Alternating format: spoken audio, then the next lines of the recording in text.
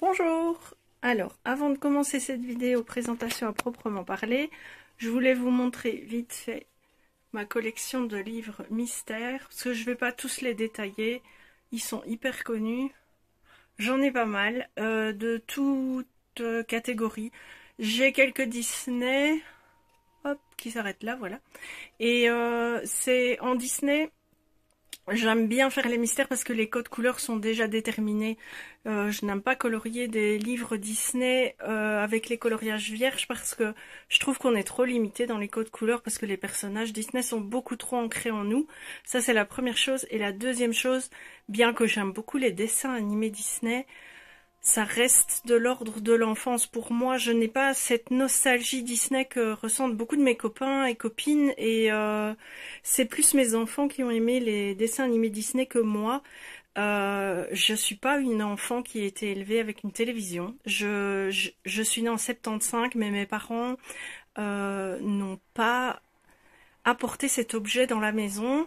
Avant que je sois vraiment grande adolescente, j'avais 15-16 ans, donc j'ai vécu de mes 5 ans à mes 16 ans sans télévision. Et donc je ne me suis pas du tout imprimée, enfin je n'ai pas du tout imprimé les Disney comme certains ont pu le faire dans leur enfance, quoi. Même si j'ai l'âge de beaucoup de Disney qui sont passés quand j'étais enfant, moi je ne ressens pas cette nostalgie. Donc c'est pour ça que Disney, je ne suis pas archi fan. Donc mes mystères sont là-haut. Donc voilà, je voulais juste faire ce petit commentaire avant de commencer la vidéo présentation. Il n'y a qu'un seul mystère que j'ai. Je ne sais même pas où je l'ai rangé. C'est les méchants. Un grand carré thérapie. Ah, voilà, c'est les vilains. C'est celui-ci. Voilà. Je ne l'ai pas encore attaqué. Mais c'est le seul que je me suis offert en Disney classique, je vais dire, sans mystère. Hop, je vous montre mes tampons en même temps, tout va bien. Voilà. Pour le reste de la présentation, je vais fixer mon téléphone, je vais essayer d'être claire. Ma diction va peut-être un peu s'emballer parce que c'est compliqué de parler toute seule. Mais je vais essayer d'être le plus fluide possible et le plus agréable possible. Je vous ferai à mon avis plusieurs vidéos parce que comme vous le voyez, la collection est assez grande et variée. Et j'aimerais bien vous parler un peu des coups de cœur et tout ça dans les... Donc je ferai peut-être plusieurs sections. Voilà. On va commencer avec... je vais pas faire un top, mes préférés et tout, parce que je suis nouvelle, je découvre. Donc pour moi, tout ce qui est dans ma bibliothèque, c'est des coups de cœur. C'est tous mes préférés. Et il y a aussi bien des livres action que j'adore, que des livres plus onéreux de Anna Carlson, que j'aime bien aussi. Donc voilà, je vais vous présenter ce que j'ai. Les livres archi connus, je vais pas les parcourir avec vous. Je vais peut-être vous montrer un ou deux colos. Et puis, on va essayer de faire ça au mieux. Alors, je vais commencer cette présentation par les livres illustrés de R.J. Hampson. Je croyais que c'était une illustratrice, mais en fait, c'est un illustrateur. Je suis tombée vraiment sous le charme de ces illustrations que je trouve à la fois très poétiques et bourrées d'humour, un peu sarcastique même, et j'aime bien cette ambiance-là. Donc, le premier que j'ai pris, c'est Fantasy Teeny Home. Donc, ce sont toutes des maisons particulières. Je vous en montre quelques-uns. Il y a du steampunk, il y a je vais souvent utiliser le terme onirique, c'est peut-être pas le bon terme, mais moi c'est ce que ça m'inspire, la fantaisie, la rêverie, l'imaginaire dans le genre les fées, les trucs imaginaires, quoi. J'aime assez. Et alors les dessins sont en double ici. Toutes les illustrations sont en double et sont pas recto verso. Donc vous pouvez vous amuser au feutre à alcool si vous voulez. Les livres que j'ai achetés sont en édition Amazon. Donc le papier est fin et très lisse. Mais bon, toutes les fans de coloriage scannent et impriment sur les papiers adéquats. Le deuxième, c'est Océan. Je vous avais partagé au moment où j'ai acheté le livre une illustration qui m'avait beaucoup plu. C'est celle-ci. J'ai vraiment envie d'avoir le temps de la faire. Je trouve cette illustration bourrée d'humour. Vraiment, j'aime beaucoup. Donc, ça, c'est le genre de dessin qui sort du commun, que j'aime bien. Qui est drôle tout en étant un peu cruel, mais j'aime assez. Donc celui-ci est basé sur les fonds aquatiques, on s'en doute. C'est quand même en même temps des coloriages qui peuvent être très réalistes. Donc ici on est dans le réalisme pur. Et à côté de ça, ici aussi, on a un beau coloriage steampunk. Ça c'est le genre de choses que j'aime beaucoup, vraiment le steampunk, les rouages, ça j'aime bien. Ici le coloriage en lui-même fait déjà un bel effet. Je ne vais pas tous vous les montrer, il y a des gens qui ont déjà fait des présentations sur YouTube dessus. Donc vous tapez l'illustrateur, vous aurez toutes les présentations. Dragon Dreams, celui-là je l'aime vraiment beaucoup aussi. Donc il y a vraiment toutes sortes. Je suis une grande fan des dragons.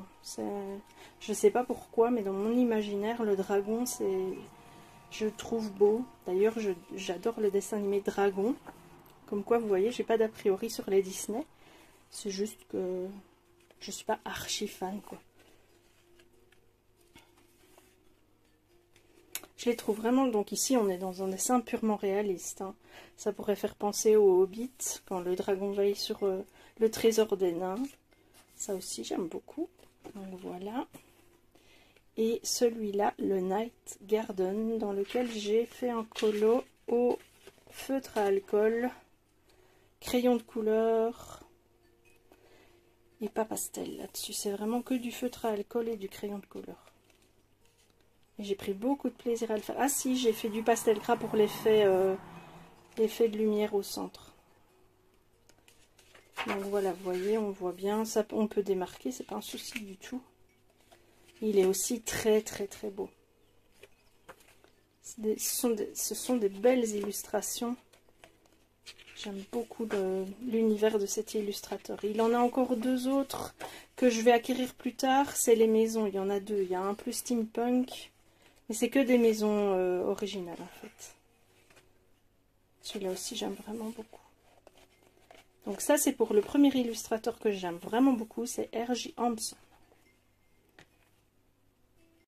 Alors une seconde illustratrice que j'ai découvert il n'y a pas très longtemps.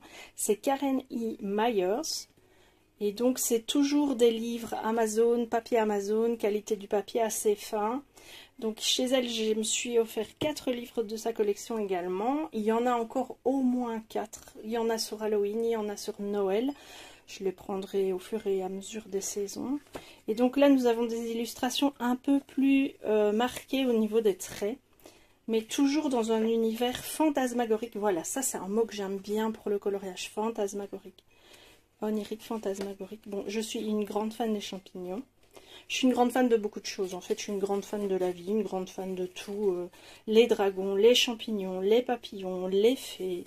Vous allez voir au fur et à mesure de mes craquages coloriages. Donc ici, on a encore des maisons un petit peu originales. Il y a des dessins avec des traits plus fins, comme ici, et des traits plus marqués, plus noirs. Donc il faut aimer, évidemment. Tout le monde n'aime pas ce genre de graphisme. Moi, ça ne me dérange pas. J'ai vu qu'il y avait une mine aussi. Alors ça, c'est un boulot de fou, mais vous imaginez, une fois qu'elle est faite, avec les nuances de gris de la pierre, ça doit vraiment bien donner, quoi. Ici aussi, il y a des présentations, parce que maintenant, je n'achète plus de livres à colorier quand la couverture me plaît. J'essaye de trouver sur YouTube quelqu'un qui le présente. Et je pense qu'ici aussi, nous avons deux... Je pense bien que c'est de nouveau 2 fois les illustrations. Je vais tester, parce que je crois que c'est la première. Ouais, les illustrations sont en double. Mais il y en a un sacré paquet, hein, quand même, il y a de quoi faire pour s'amuser. Donc il y a le The Mystical Lands of Kells Witch. Et alors vous avez vu, je ne l'ai pas montré vraiment détaillé, mais c'est une illustratrice qui a carrément inventé son monde. Son univers est tout à fait décrit ici sur la carte. Et donc quand elle illustre ses dessins, vous avez chaque fois le nom de l'endroit que vous pouvez retrouver sur la carte. Secret de Lunetera. Et ça, je trouve vraiment bien. C'est pas juste des dessins qui sont posés là comme ça sans suite. C'est une histoire en fait qui est illustrée en dessin. Donc ici, vous avez un deuxième, c'est The Mystical Lands of Ushana. Et là, je pense que vous avez également une carte, pays de Ushana. Ah ben, je suis tombée pile à la moitié. Donc comme je vous le dis, les traits sont plus marqués. Hein. On aime ou on n'aime pas. Mais vous avez de nouveau des maisons très originales. Celui-là est très très beau. Franchement, il faut l'imaginer colorisé. Mais... je trouve que les dessins, c'est des poèmes en fait. C'est une forme de poésie. Je trouve que certains illustrateurs ont un don vraiment très puissant pour dégager quelque chose. Donc ici, vous en avez encore un sur le monde de Ushana. Il y en a donc deux de ce monde-là.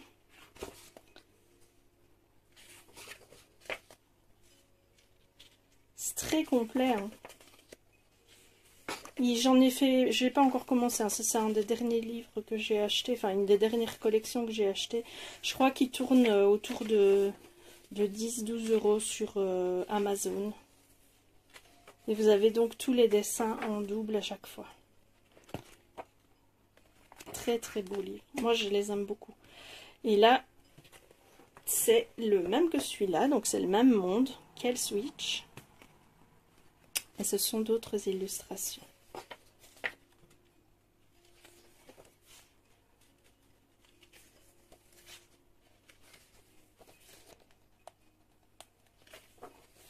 J'aime beaucoup.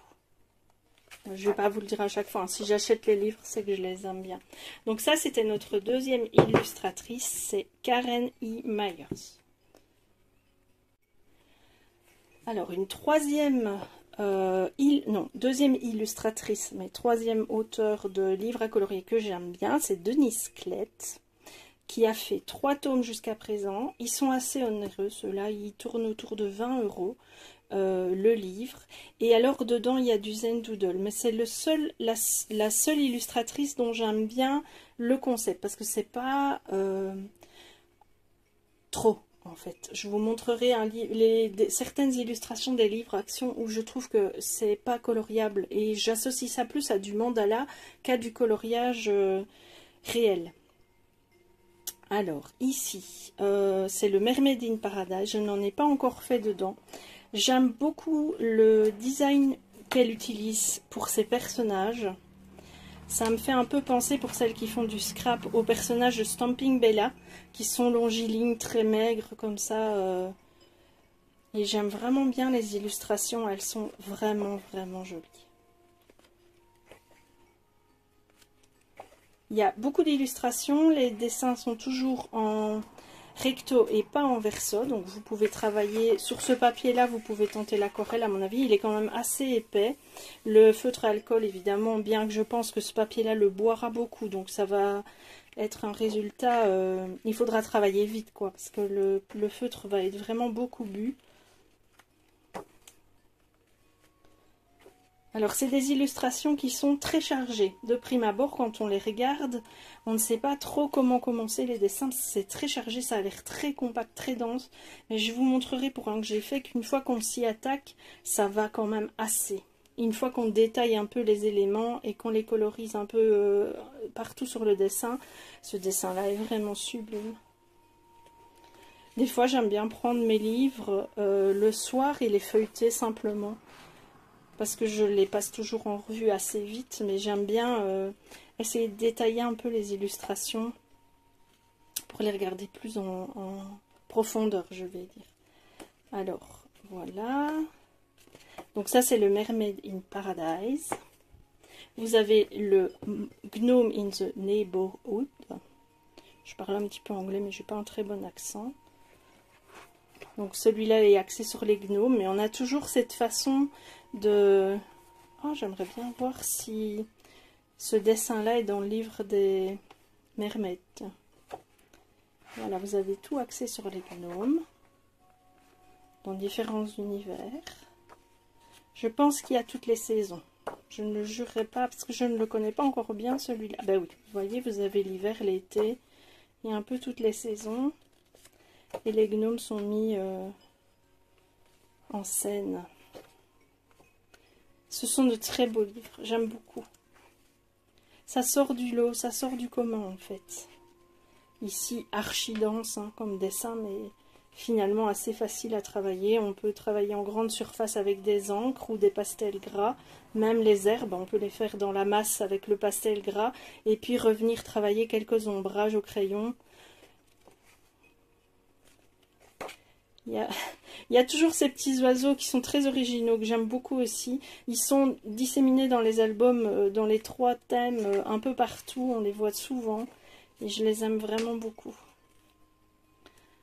Donc celui-là Zazou en couleur, l'avait fait pour vous montrer comment faire l'effet de l'éclat de la lune sur une nuit. Je me souviens. Et alors, dans le 3e, Fairies in Dreamland, là ce ne sont que des fées qui dorment. Et il est aussi très original. Enfin, que des fées qui dorment, et quand j'ouvre, c'est une fée qui lit, mais majoritairement, elles sont allongées sur des matelas de différentes sortes de coussins, et elles se reposent. Vous avez aussi les oiseaux, de nouveau, hein, très originaux, ces petits oiseaux. Vous voyez, c'est quand même assez poétique. Et dans celui-ci, j'en ai colorié un il n'y a pas très longtemps. J'ai pris beaucoup de plaisir à le faire, ça. Un de mes derniers coloriages, je l'aime vraiment beaucoup. J'ai essayé de rester harmonieuse dans les couleurs parce que le danger avec moi, c'est que j'aurais tendance à vouloir mettre beaucoup de couleurs différentes parce qu'il y a beaucoup d'éléments. Et alors on part dans un feu d'artifice de couleurs et on ne sait pas où mettre le regard. Donc il faut que j'apprenne à condenser mes couleurs, les thématiques de la page et à me fixer sur une couleur par élément en fait. Et ça, c'est pas toujours évident parce que c'était pas évident de faire les petites fleurs comme ça en turquoise alors que j'avais déjà fait celle-là en turquoise. Je me suis dit, ça va être noyé dans la masse. Et en fait, non, c'est parfait. C'est la même gamme, c'est pas gamme qu'on dit, mais bon, de couleurs. Mais on reste vraiment, ça part pas dans tous les sens, quoi. Ça ne déborde pas de couleurs. Par contre, l'oiseau, ça c'était clair qu'il fallait le faire sortir du lot. Et le hamac aussi, je trouvais qu'il fallait les faire sortir du lot. Donc ça, c'est une illustratrice que j'aime vraiment, vraiment beaucoup. Alors, pour la prochaine collection que je vous présente, c'est un illustrateur que j'aime vraiment beaucoup. Un des tout premiers où j'ai découvert le coloriage qui me plaisait en fait. Parce que au début, je regardais certaines vidéos, je voyais du colo pour adultes, je voyais beaucoup de Maria Troll, j'ai rien contre elle, de Anna Carlson, je n'ai rien contre elle non plus, de Klara Markova, je n'ai absolument rien contre Klara Markova. Mais je me disais, ah bon, c'est ça, mais c'est pas vraiment mon coup de cœur, enfin c'est pas vers ça que j'irais si j'avais le choix. Et vous avez bien vu avec R.J. Hampson et avec Karen, les 2 premiers illustrateurs que je vous ai montrés, mon univers est un petit peu différent. J'aime bien la fantaisie, j'aime bien un peu d'enfantin, mais je suis pas axée super enfantin. Moi j'aime bien les colos un peu plus complexes. Et j'ai découvert Kerby Rosanne. Alors au début je me suis dit no way, c'est pas pour moi parce que je n'atteindrai jamais ce niveau de coloriage que je vois dans les vidéos YouTube, que je vois partout. C'est beaucoup trop bien fait, je n'arriverai jamais à ce niveau-là. Et au final, je me suis dit, mais enfin, pourquoi se mettre une limite? Pourquoi vouloir entrer dans une forme de compétition que je m'impose à moi-même alors que mon plaisir c'est de colorier et de coloriser de jolies images. Et donc, eh ben, je me suis lancée.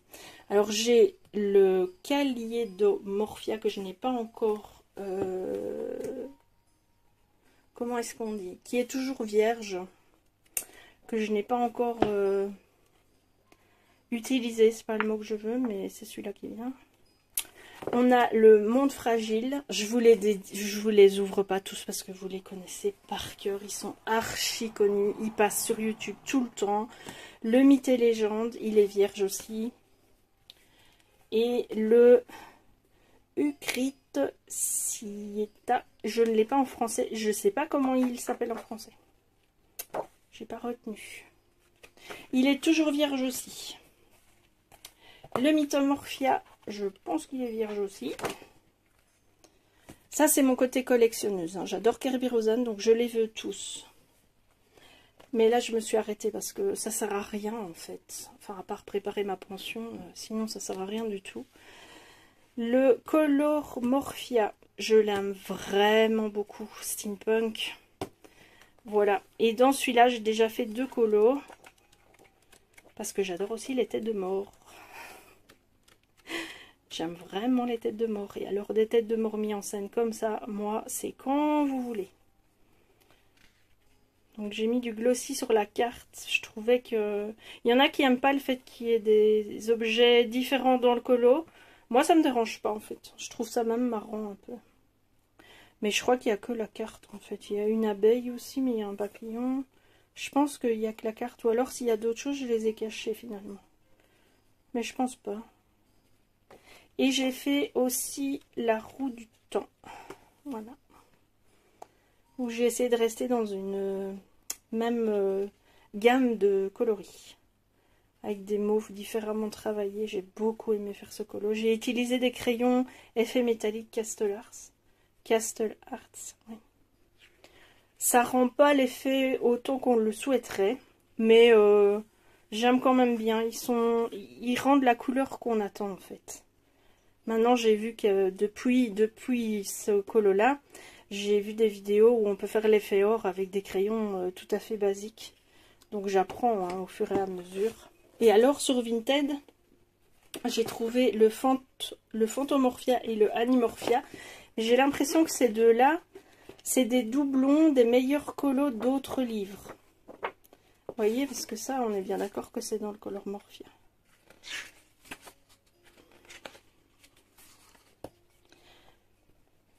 Donc quelque part j'ai des doublons. Et celui-là aussi je l'avais acheté sur Vinted d'occasion. Et la personne avait colorié une double page et je l'ai collé. Comme ça il est à moi quand même. Enfin il devient à moi quoi. Voilà pour la collection que j'ai de Kerby Rosen. On passe à une autre collection qui est vraiment une collection chouchou qui s'apparente fort au Kerby Rosen. C'est les mythographiques. Alors les mythographiques, il est certain, sont des livres un peu plus onéreux. Ils tournent entre 15 et 20 € le livre. Mais c'est certain que je les aurai tous. Pour le principe que ceux que j'ai, je les adore. Et du coup, je les veux tous. Même le Magical Garden ou le Enchanted Castle. Parce que même si c'est des châteaux et que c'est pas vraiment ce qui m'anime... Je veux toute la collection. C'est mon côté collectionneuse. Je suis comme ça depuis que je suis toute petite. J'ai passé ma vie à collectionner des choses. Et là, les mythographiques, je suis désolée, mais moi, ça, c'est waouh, quoi. Ils sont même peut-être avant les Kerby Rosen. Tellement certains de ces livres, les auteurs sont... mais d'une inspiration, d'une poésie dans ces bouquins, c'est magnifique quoi. Je vois pas comment vous le dire autrement. Alors moi le débat objet caché, objet pas caché, ça me dérange vraiment pas de les avoir. Je trouve que justement ça donne encore une dimension très originale au dessin. Donc vous avez le Animals, ils sont encore pratiquement tous vierges. Parce que j'ai acheté beaucoup de livres en très peu de temps. Je travaille temps plein. J'ai des enfants à m'occuper, une maison. Donc j'ai pas le temps que je voudrais à consacrer à mes colos.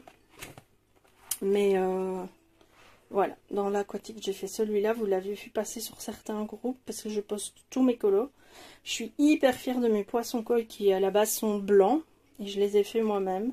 J'adore mes ombrages, j'adore l'harmonie de cette page, je suis super contente de ce que j'ai fait sur cette page. Ça m'a pris 2 ou 3 jours parce que j'apprends aussi avec le colo plus élaboré à devoir laisser à un moment pour ne pas bâcler. Parce qu'au début, je voulais absolument finir ce que j'avais commencé et à la fin, je bâclais.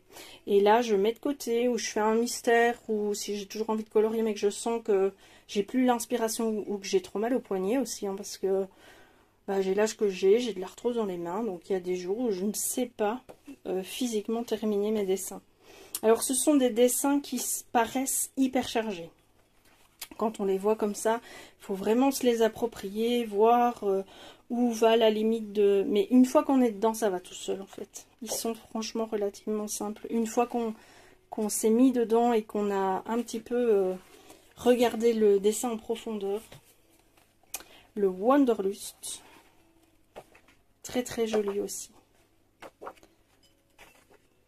Alors l'aquatique c'est toujours Joseph Katimbang ou Katimbang. Le Wanderlust c'est Alessandra Fussi. Donc ça aussi, il faut bien savoir que c'est pas toujours les mêmes auteurs. Le Imagine, il est fantastique. Très chargé, hein, des dessins très chargés. Et avec des zones parfois minuscules à colorier. Donc il faut aimer ce genre de dessin aussi. Mais une fois qu'ils sont terminés, mais qu'est-ce qu'ils sont beaux. Même déjà vierges comme ça, ils sont magnifiques. Et le Dream Garden. Je crois que c'est le premier que j'ai acheté, celui-là. Et aussi un fantasmagorique, onirique, très très beau dessin. Et alors ici c'est Fabiana Attanasio et le Imagine c'est de nouveau Joseph Kattenbang.